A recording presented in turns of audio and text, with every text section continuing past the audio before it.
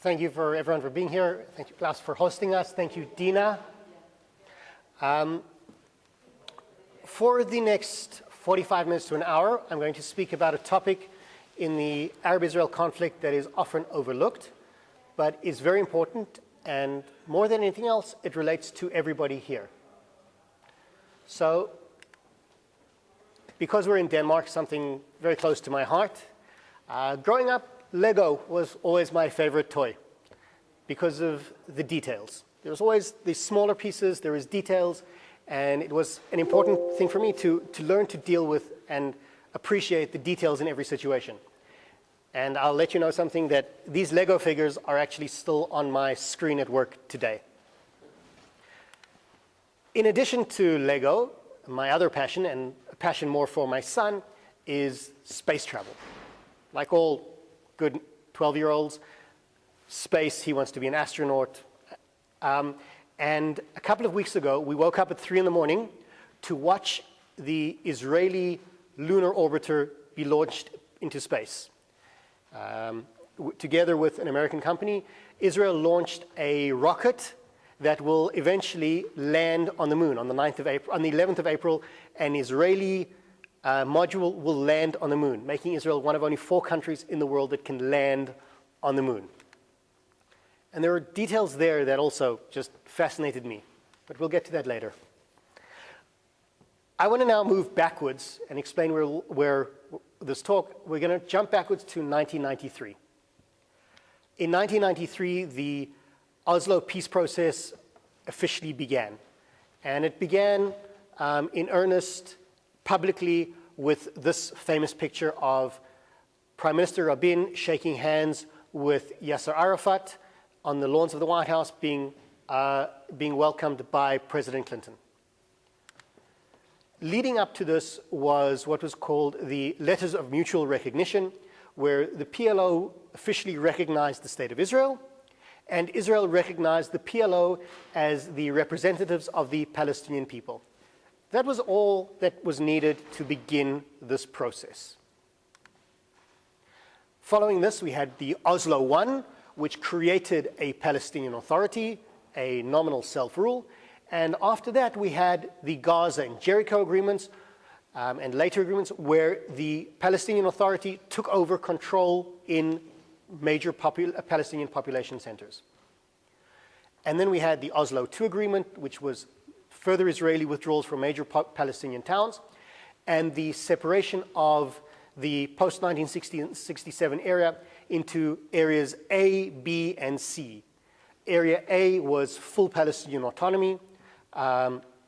Area B was Palestinian civil control and Israeli military control, and Area C was Israeli civil and military control.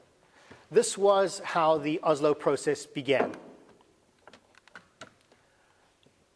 Unfortunately, while there were glimmers of hope, peace also came at a significant price. Over the course of the peace process, there were significant bus bombings. Hundreds of Israelis were killed and injured. There was the infamous Goldstein massacre in Hebron, where Muslim worshippers were killed in Hebron. And the ultimate, from an Israeli perspective, was the assassination of Prime Minister Yitzhak Rabin by an Israeli extremist.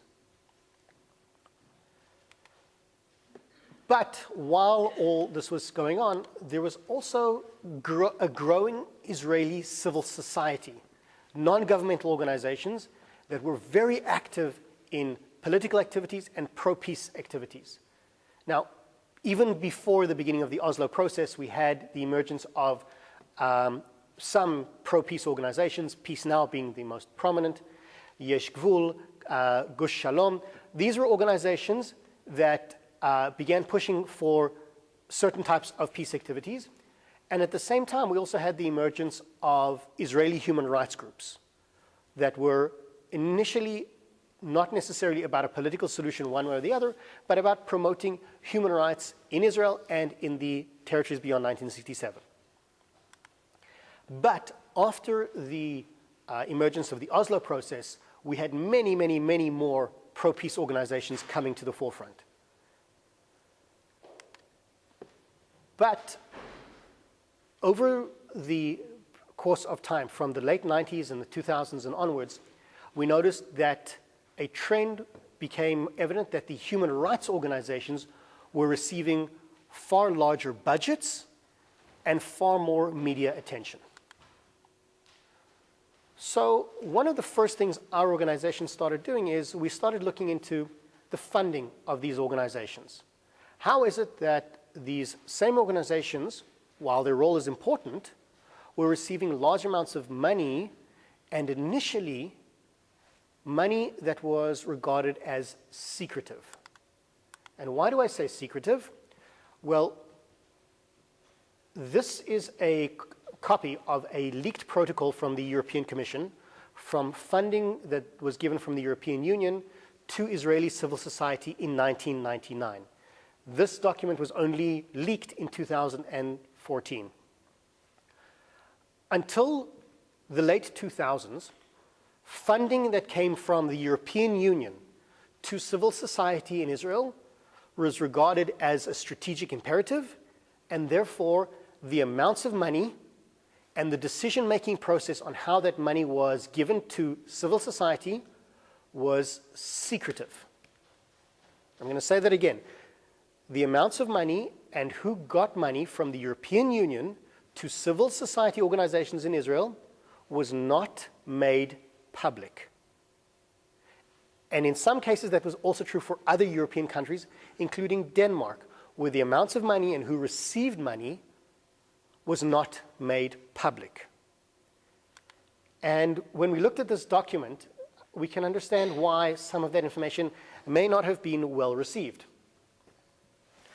In 1999, one of the most well-known organizations was an Israeli organization called Four Mothers.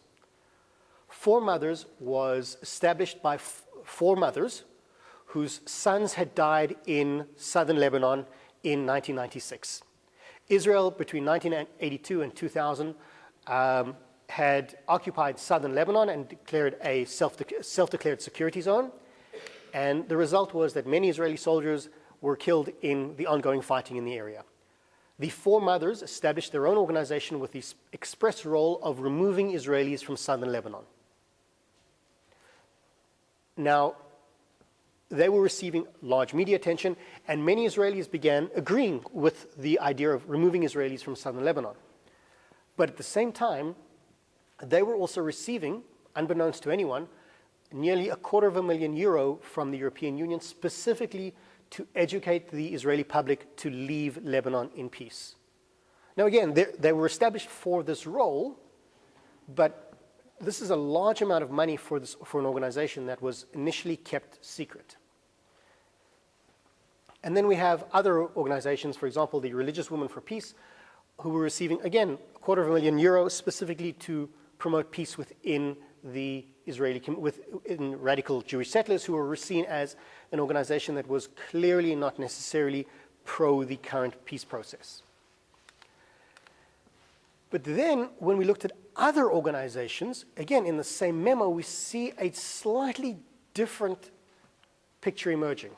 For example, Peace Now, one of Israel's first peace organizations that was pushing initially for peace with Egypt, and now is very active in pushing for a peaceful solution. They received money from the European Union for outreach to immigrants from the former Soviet Union, a social group that traditionally has anti-peace views and votes Likud. Likud is the Israeli right-wing party. The two major parties in Israel until recently was Likud on the right and the Labor on the left. Now, unfortunately, the Labor is much smaller, and there are many other parties. But here we have information that the European Union was specifically targeting a group because they knew they voted for the right. Now, beyond the idea of voting right and voting left, the European Union is acknowledging in this secret memo that they were targeting a specific group to change their political point of view. And then we looked at another organization that was even more blatant, the 1999 election that took place in Israel was between the current Prime Minister Benjamin Netanyahu of Likud and Ehud Barak, a former general who was at the time the head of the Labour Party. And during the election in 1999, an organization was funded by the EU specifically to consolidate Russian immigrant voting for Barak. Now, again, beyond the idea of right and left, the European Union is acknowledging that they were giving money to civil society organizations with the express purpose of changing a political point of view and voting for a specific candidate. In 1999, Ehud Barak won the election, and there was a final push for a peace process. In Camp David, Ehud Barak, who was the newly elected Prime Minister of Israel, who was elected specifically on a peace platform, Bill Clinton, who was fresh off the Monica Lewinsky high, and Chairman Arafat met at Camp David with the idea of coming to a final peace agreement. The result was anything but. Soon after the failure of the Camp David attempt for peace, there was a massive outbreak of violence. Today it is often referred to as the Second Intifada, where the Israeli public was once again exposed to massive amounts of violence, bus bombings. The Israeli army re-entered many Palestinian cities. We have these infamous images of the renewed violence on both sides. But then we had a massive shift in Israeli civil society and in Palestinian civil society. And between from 1999 until today, we had quite literally hundreds of Israeli organizations that came about. This is just a small example of Israeli organizations on both sides of the political divide that now came about. Hundreds and hundreds and hundreds of politically active Israeli organizations that were involved in politics and or human rights that emerged after 2000 until today. This is just a small sample. There are hundreds of them. So Israeli civil society became very active, and many, many, many organizations were established for a variety of different human rights goals following the 2000 violence. Internationally, though, another event was taking place.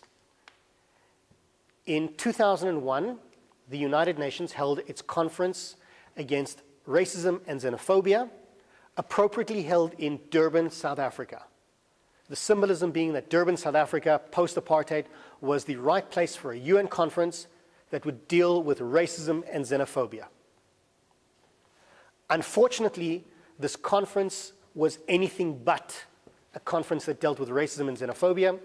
The result was that this conference became an anti-Israel hate fest, and in some cases, a festival that displayed blatant anti-Semitism.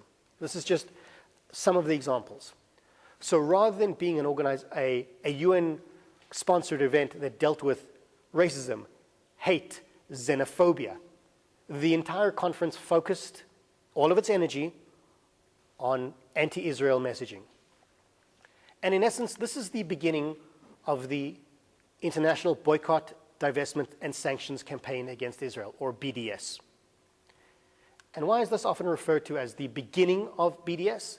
Well, parallel to the International UN Forum, the UN conference, there was an NGO forum where human rights NGOs from around the world, the largest human rights organizations like Human Rights Watch and Amnesty International, to many of the Israeli organizations, to dozens of others, were holding a symposium with the UN on racism and human rights. But again, rather than deal with racism and violence against minorities, the forum came up with this language where they openly referred to Israel as a racist state, compared Israel to apartheid South Africa, and began calling for sanctions and embargoes against Israel, and in the same vein as embargoes and sanctions against apartheid South Africa. And it's no surprise that this same language was then adopted in 2005 by Palestinian NGOs, by Palestinian civil societies.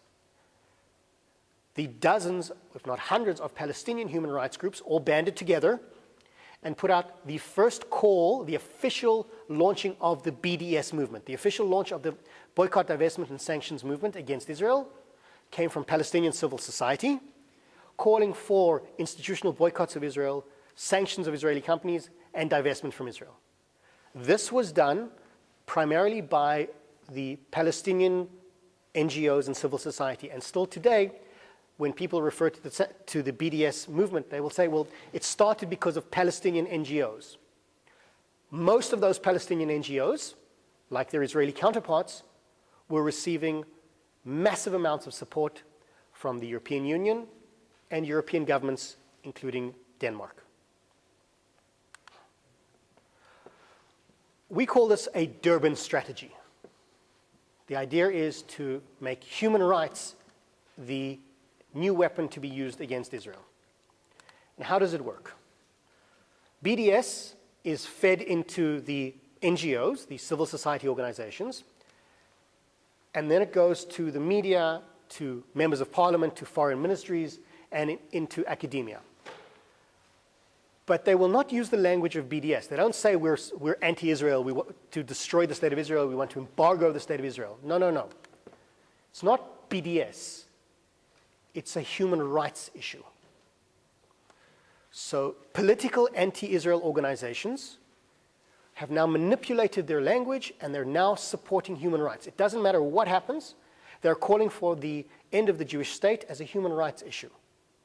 They're calling for the boycott of Israel only, but it's a human rights issue. They're calling for the sanctions of Israel only because it's a human rights issue. And that is when our organization was founded. Following this outrageous conference, our founder, Professor Steinberg, began as an academic looking into the power of the Human Rights Network. And initially, he started studying it as an academic. Now, 16 years later, we have our organization. We're an independent research organization. We have a database of 150, actually now nearly 200 non-governmental organizations that focus on human rights internationally and are active in the Arab-Israel conflict. And our primary role is to provide information and promote accountability. Because until then, believe it or not, something that we found phenomenal was that nobody ever questioned the role of human rights organizations. Now, human rights is one of the most important aspects of our modern society. The reason we have developed and progressed into a progressive society is because we actually care about human rights and minority rights, women's rights. These are the things that make us a great modern society. But just saying that you're a human rights organization doesn't mean that you are immune to criticism. And one of the things we noticed is that human rights groups were assuming that they were above any type of criticism. Now, I think healthy skepticism, criticism, whether it's a government, whether it's an organization, whether it's a charity, that is also a vital part of democracy. But why is it, and this was an interesting question, that the minute an organization labeled itself as a human rights group, any criticism of it was not accepted? So, in addition to looking at the details and activities of human rights groups, we also looked at funding. And today, one of the interesting aspects that we look at is just from within Europe, from the European Union and various European countries, we're looking at over 100 million euro that go to politically active non-governmental organizations in Israel and the Palestinian Authority. 100 million euro that goes to these organizations every year. And now I'm going to ask a question that I'm going to repeat over the course of the next few minutes. 100 million euro a year goes to improving human rights in Israel and the Palestinian Authority. Has there been a 100 million euro improvement every year? Have human rights improved by 100 million euro a year? In almost any other industry, when we look at this, That's a significant question. The development policy of a country like Denmark, Norway, anywhere in the world, it's a major part of foreign policy, and I understand why it needs to be done. But when you invest in development of education in foreign countries, development of sanitation in foreign countries, of healthcare, you see results. You invest in education, you can build schools, you can train teachers. After years, you will see children emerge with a higher level of education. When you invest in healthcare, the general health of a population will increase. You will see doctors being trained. You will see healthcare professionals being trained. There's more medical equipment. You can see tangible results. And if those things do not happen, the answer isn't, well, just throw more money at the problem. The answer is, well, maybe the organizations that are receiving the money or the way we're doing it has a problem. And the point is that the people in charge of development aid will look into this in detail and adjust based on the lack of results, or continue based on good results. But in human rights, we don't have any of that. We can't say that it's improved, but if we can't say it's improved, we can't say there's been no progress. And if you can't say there's been no progress, well, we'll just keep throwing money at the problem year after year after year. We'll keep giving more and more money to the same organizations, regardless of improvements, because we'll just keep funding human rights. We look at two aspects of funding, two ways that organizations receive funding. The first is direct funding. This is money that will come directly from a government, from the Danish Foreign Ministry or the European Commission, directly from a country, from a government to an organization in our region.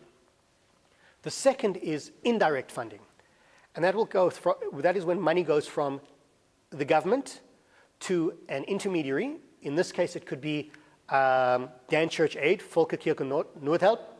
Excuse me if I've butchered the pronunciation. And then the Dan Church Aid will then give money to an NGO in our region. That we call indirect funding, but it's still, much of that will start off at the government level. So let's look at some of the extreme examples of NGOs that have been receiving money until a few months ago, until a year ago from Denmark. Denmark, together with Switzerland, Sweden, and Holland, had set up a pool called the Human Rights Secretariat, and this secretariat was responsible for giving out Danish money to NGOs. One of the organizations was a Palestinian organization called Badil. Badil is a Palestinian organization that was set up specifically to promote the issue of Palestinian refugees. And according to the organizations itself, its goal is to create a de-Zionized Palestine of a single state. In addition to supporting BDS, being one of the founding Palestinian NGOs that signed the Palestinian Manifest in 2005, every year Badil has a cartoon competition where they encourage Palestinians to express themselves and the right of return. So this first cartoon from 2010, which I don't think leaves any room for interpretation whether it's on the line of anti-Semitism and anti-Zionism, this cartoon was condemned around the world. But that didn't stop Badil from receiving more and more money from Denmark and other countries. This is an example of a cartoon from 2 years ago, and this cartoon from 2017 is a Palestinian ripping up the Balfour Declaration. Now, this organization received $600,000 from the Secretariat, from the Danish government, but at the same time, they continued to receive 300,000 crown a year from Dan Church Aid. Let's look at another example, the Palestinian Center for Human Rights. Again, an organization that claims to be a human rights organization. It sits in Gaza. One of the interesting aspects that many countries are taking up right now is the issue of Palestinian prisoners. Under Palestinian law, if a Palestinian has killed or wounded an Israeli and he sits in an Israeli prison, he receives a pension from the Palestinian Authority. And the pension from the Palestinian Authority is specifically correlated to the severity of the crime. If a Palestinian murders 2 Israelis and he is sentenced for 2 murders, he receives a large salary. If he kills and wounds 3 or more, it's an even larger salary. And the more severe the crime, the more money he actually gets as a pension from the Palestinian Authority. Now, there has been a lot of debate, and many countries, including the Danish government, has condemned this, and there's been much debate about how to stop the Palestinian government from pushing funds towards funding Palestinian terrorists. But when the Palestinian Authority held their own debate on this, again, it was shut down very quickly, one of the organizations that were in favor was the Palestinian Center for Human Rights, because they're a Palestinian human rights organization. But they said that if you suspend prisoners' salaries, it's illegal, immoral, it violates basic law, and it violates international human rights.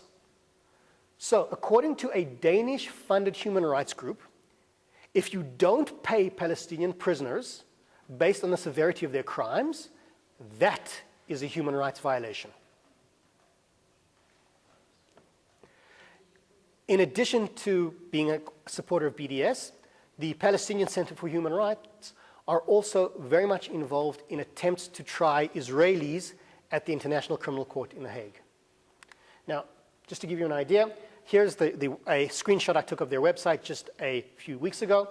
Among their funders is Dan Church Aid and the Human Rights International Law Secretariat that was funded by Denmark.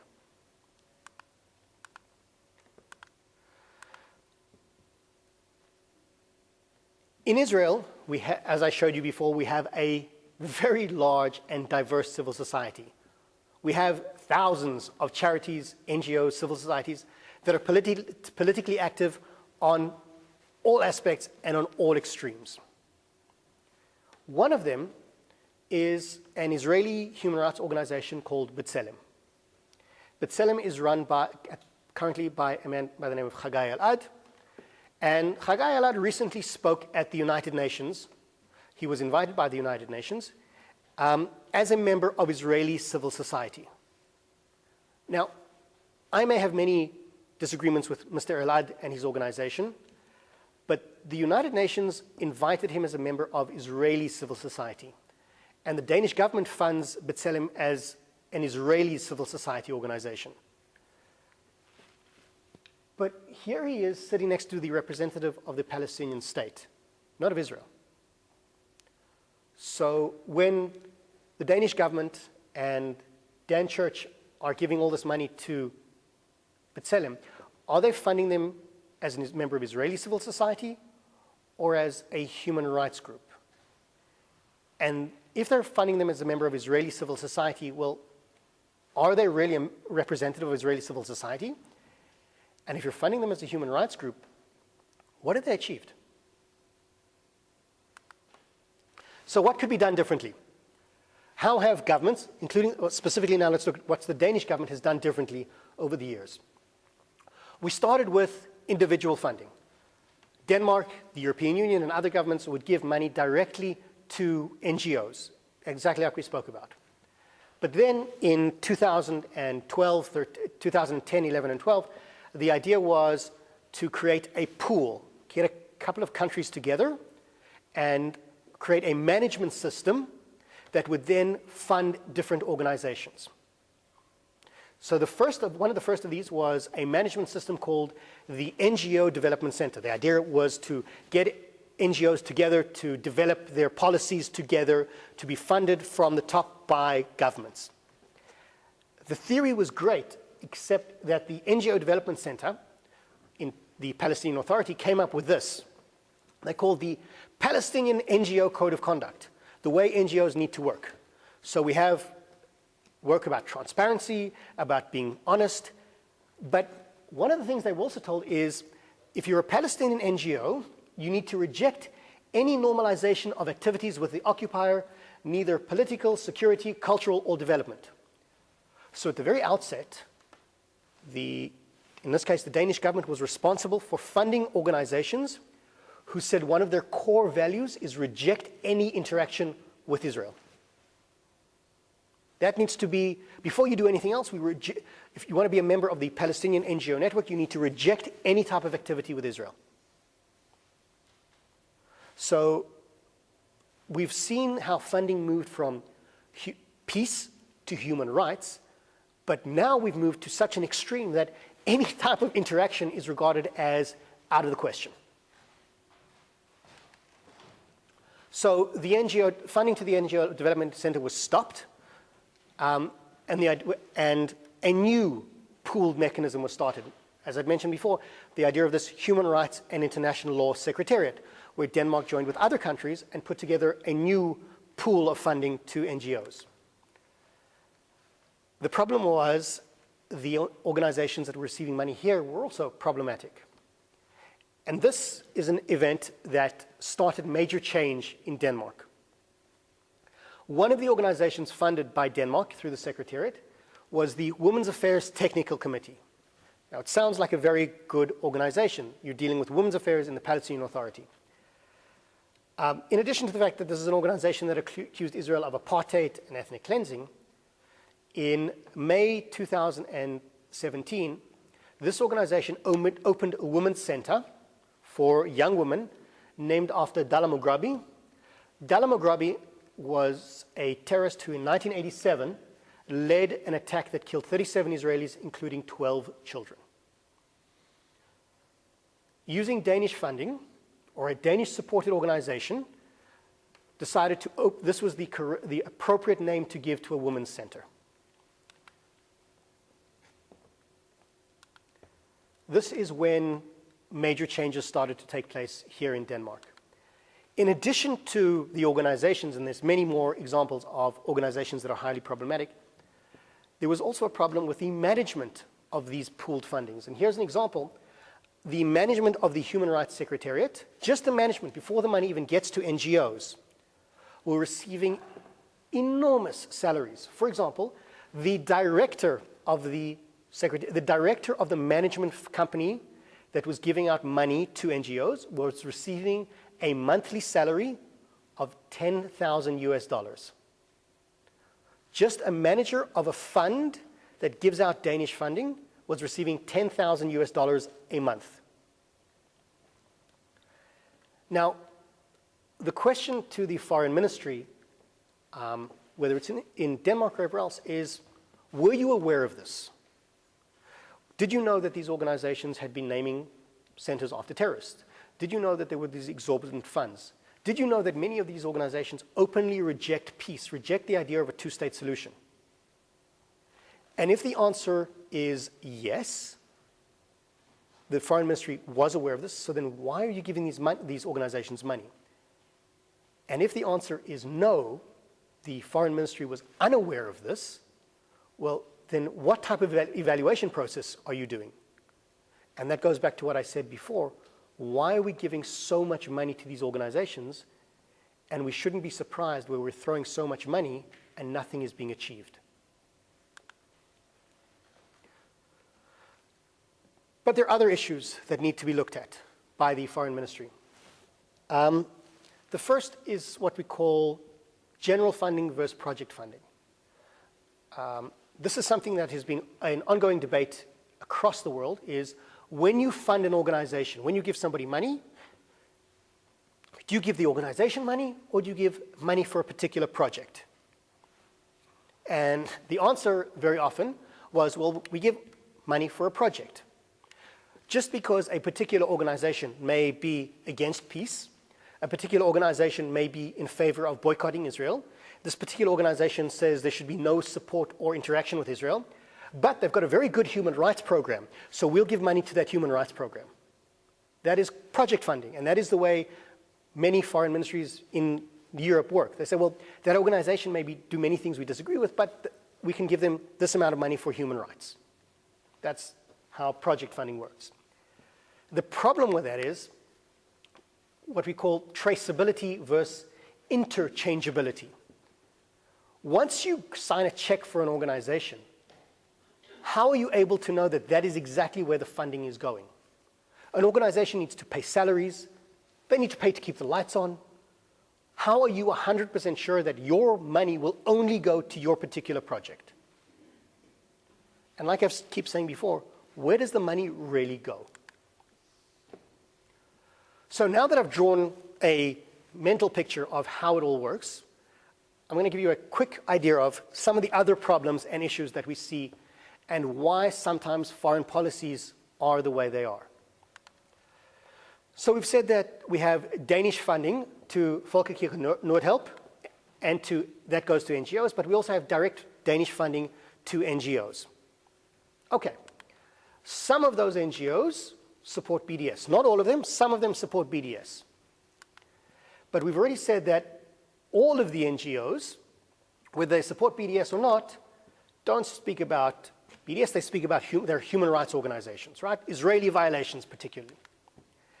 These NGOs are now used by the government as consultants on human rights issues because they're the experts. We gave them money so that we can consult with them about human rights issues. And once you're consulting with them about human rights issues, what is invariably going to be their recommendation? Give more money to human rights groups. And then you consult with the human rights groups about what to do, and their recommendation is clearly going to be give more money to human rights groups. And once you're giving more money to human rights groups, and this circle continues, that invariably will become part of national policy. Nobody thinks about the fact that how does this echo chamber continue? And I'm going to give you an example. Whenever we have a citywide project or a government project or even a private project of massive proportion, you are building a bridge in a particular area. You're building a road in a particular area. In order to get the best road built, you will hire an external consultant who will speak to you about the geology, how to build a bridge, the materials that need to be used in this particular bridge. And then a committee will decide on the best course of action, and invariably then they will put out a tender for different companies to build the bridge in the best way. What's the pricing going to be? How will they build it? And the committee will then choose a company based on those criteria. But when you're building your bridge, that first company, that very first geology company or recommendation company would never be allowed to be part of the tender process for building the bridge because that's a clear conflict of interests. In the human rights world, however, that is not only the way it works, it's the accepted policy. Because the human rights organizations are the ones who are consulted, and they're the ones who then receive funding to continue human rights work.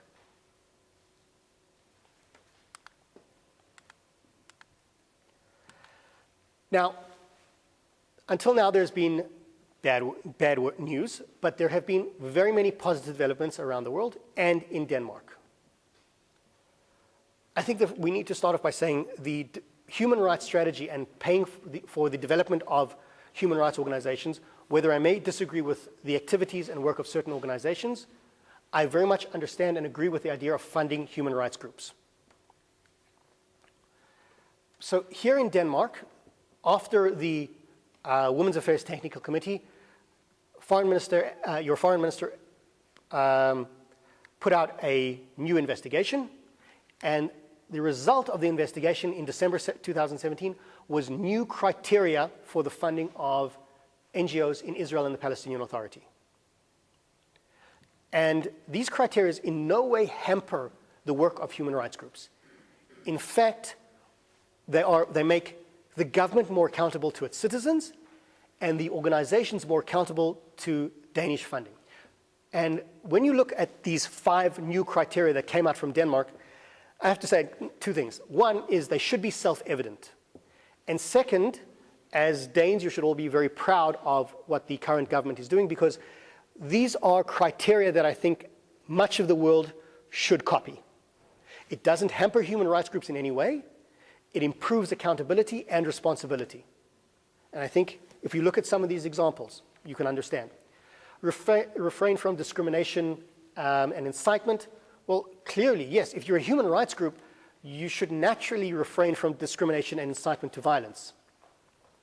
Promote human rights exclusively through non-violent means. Again, this is not saying that human rights groups can't get funding and can't work. It's very important. But if you're a human rights group, you can't support violence. That should be self-evident. We've seen many cases of human rights groups that employ members of various terrorist organizations. Well, Danish criteria makes it very clear. If a member of a EU-registered terrorist organization is in your organization, you cannot get money. Again, pretty self-evident. You are a member of a registered terrorist organization and you work for that organization should no longer be allowed to receive funding. No Danish funding for BDS activities. And finally, something that again should be self-evident is Denmark, across the current political government and previous, has always supported a negotiated two-state solution. Now, we can debate that forever. What does it mean? Which right-wing, left-wing territories, settlements? But that is Danish policy. Support a negotiated two-state solution. Clearly, you should only be then giving money to organizations that only support your policy. It makes no sense to support a civil society that is encouraging people to act against your own interests. Now, after all of this, and we're nearly done, there are still going to be many challenges.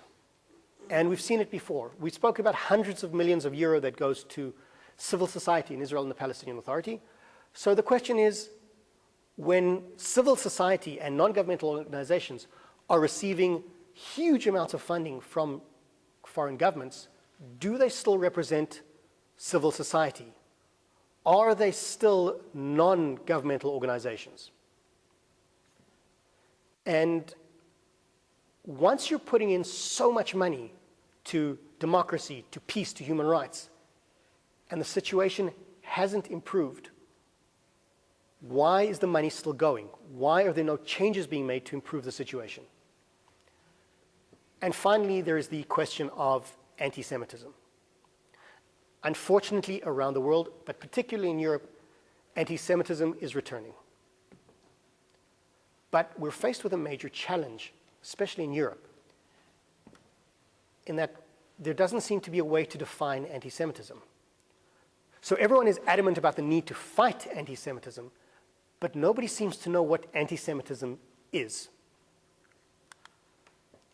So one of the examples is what's called the International Holocaust Remembrance Alliance working definition of anti-Semitism. Now, this working definition of anti-Semitism has what they call contemporary examples of anti-Semitism. And among the examples is denying the Jewish people the right to self-determination, calling for the destruction of the State of Israel, applying a double standard to Israel, where you say that a certain standard of law and rights applies to everyone else, but Israel should have a different standard. Israel should be held accountable for a different type of activity. And using symbols and images associated with classic anti-Semitism, as we've seen before, we have human rights organizations that have no problem with a Jew with a black hat and sidelocks standing on a bloodied Palestinian. And finally, Nazi imagery, which we've seen over and over again being used to associate Israel. So how do we move forward? What are our recommendations? Well, first and foremost, I would say, again, Denmark is a shining example. They have not hampered the work of human rights groups, but they've encouraged accountability. But more so, we also need full transparency, not only on the funding, but on the decision-making process that leads to funding. How are the same organizations being funded? What are the process that allow these organizations to be funded over and over again? Increased coordination between governments. Israel, Denmark, the European Union, we're all governments that work together. Despite many differences, I'd imagine that our governments all want what's best for each other's citizens. I think more cooperation instead of less cooperation would be the way to go. And I need to point this out. I think there should be, we're very adamant about the fact that government legislation against NGO activities is a problem. Coordination is far better than legislation. Duplicate funding.